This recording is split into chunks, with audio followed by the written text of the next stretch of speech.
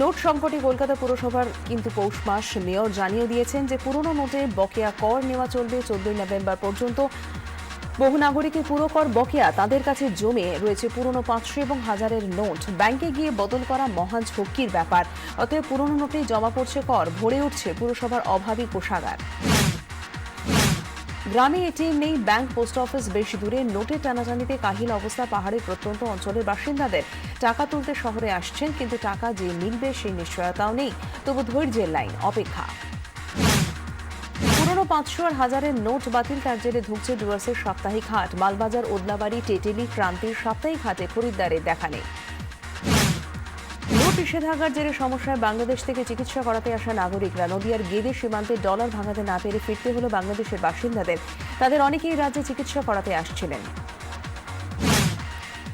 কালো টাকা উদ্ধারে দেশ জুড়ে বাতিল 500-1000 টাকার নোট। নোট বাতিলে দেশ জুড়ে সংকটের মাঝে রাজ্যে উদ্ধার হলো প্রায় 2 কোটি টাকা। শনিবার রাতে পুলিশের অভিযানে উত্তর দিনাজপুর এবং শিলিগুড়িতে উদ্ধার হয়েছে এই টাকা। ঘটনা তদন্তে আয়কর দফতর। কোচবিহারে দিনহাটায় তৃণমূলের মহামিছিল ঘিরে অশান্তি। সীমান্ত এলাকা থেকে গাড়িতে করে গ্রামবাসীদের আনার সময় বিশৃঙ্খলা। বিএসএফ আটকাতেই গন্ডগোল শুরু। তৃণমূল সমর্থকদের সঙ্গে বিএসএফের খণ্ডযুদ্ধ। যখন জেলা পরিষদের কর্মাধ্যক্ষ। পণের দাবিতে গৃহবধূকে খুনের অভিযোগ। মালদার মানিকচকের যোগিনী গ্রামের ঘটনা। মৃতের নাম বিউটি মণ্ডল। থানায় খুনের অভিযোগ দায়ের। পরিবারের তরফ থেকে শ্বশুরবাড়ির লোকজন পলাতক। রিপন স্ট্রিটের মেয়ের বিয়ে হয়েছিল সুরাটের ধনী পরিবারে। আশা ছিল সুখী হবে আদরের সন্তান। 17 বছর পর কন্যা সন্তানের হাত ধরে বাড়ি ফিরেছে সেই মেয়ে। সারা শরীরে অত্যাচারের চিহ্ন। পণের দাবিতে বছরের পর বছর নির্যাতন চালিয়েছে স্বামী, শ্বশুর, শাশুড়ি। টোটো সমেত আদি গঙ্গায় তলিয়ে গিয়ে মৃত ব্যবসায়ী। বরাত জোরে রক্ষা 3 বন্ধু। সোনারপুর থানা সংলগ্ন বারুইপুর বাইপাসের বেনে চাঁদনি মোড়ের ঘটনা।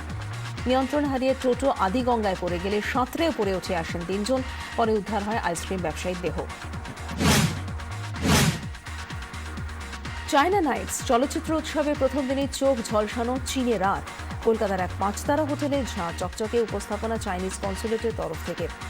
সিনেমার উৎসবের পাশাপাশি কলকাতাকে তারা দেখালেন অপূর্ব সুন্দর মার্শাল আর্টস এবং নৃত্যশৈলী।